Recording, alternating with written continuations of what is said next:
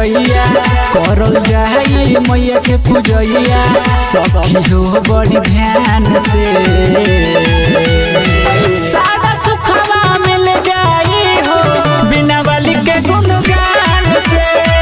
सादा सुखवा मिल जाई हो बिना वाली के गुणगान से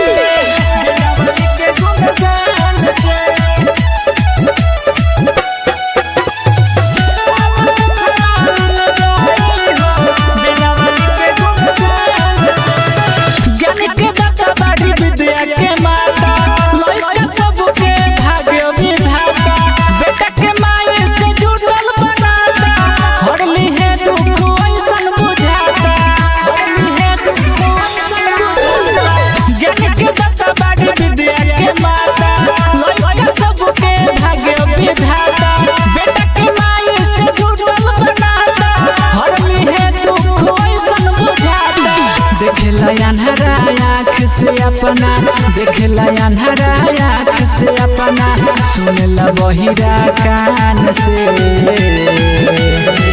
सादा सुखवा मिल जाई हो बिना वाली के गुणगान से सादा सुखवा मिल जाई हो बिना वाली के गुणगान से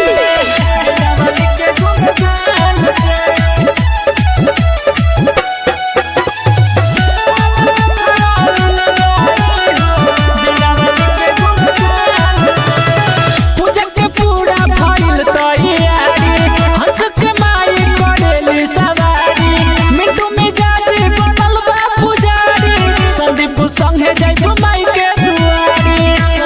संगे जाइबो माई के दुआरी पूजा के पूरा भइल तैयारी हंस के माई करेली सवारी मिंटू में जाते बनल बा पुजारी संदीप संगे जाइबो माई के दुआरी जाइतोड़ गोविंद लिखे लगतिया गोविंद बिकी लिखे लगतिया बच के अपमान से